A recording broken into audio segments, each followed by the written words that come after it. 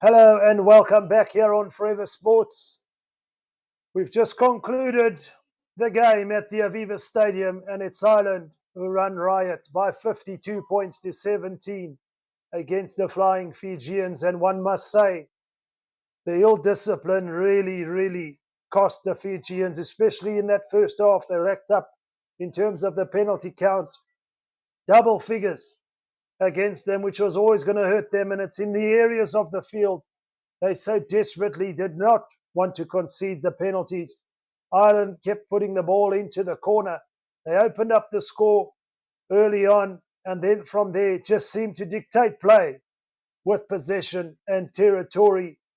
In that first half, it concluded at 28 points to 3. Fiji really not able to put many phases together. We saw, again, one could call consistency called into question from the TMO and the referee in an instance where Sam Prendergast put in a late shot on one of the Fijian attackers, shoulder to head, no mitigation perhaps.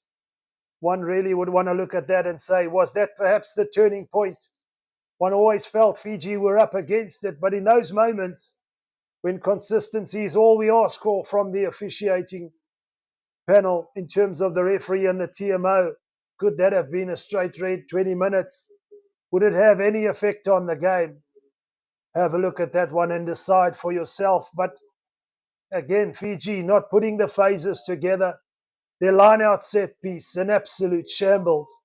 And although they did start strong in the second half, Ireland, of course, went up to 35 points to 3. Fiji responded to go into double figures with a converted try. You never felt they were really in the game.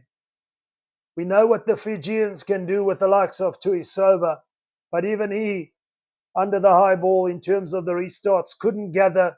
Simple basic errors tended to cost Fiji at the most inopportune times. Ireland turned the ball over, get the advantage from the referee with the ill discipline, put the ball in the corner and force Fiji to play deep inside their own danger zone. They didn't spend enough time inside the opposition 22, Fiji. They didn't ask enough questions. We saw them get a couple of yellow cards as well, and that was just a result of their frantic defensive attempts to really stop the game. Ireland giving the ball some air. We saw some big hits, but it's Ireland who really dictated the play, put it on Fiji, and showed them that with real structure and with the sound set piece, that at this level against Tier 1 nations, you have to get those basics right. Fiji unfortunately scored a wonderful try, which one could argue was a moment of the match from the replacement loose forward, but little to show for it. That was a little ray of sunshine in a rather dismal display against Ireland here at the Aviva Stadium. Some big hits, of course, Ireland will be feeling it, but we look at the scoreboard and the scoreboard shows a demolition job. It's been an absolute pleasure from myself, Roots, to take you through that one. It's Ireland who are triumphant by 52 points to 17.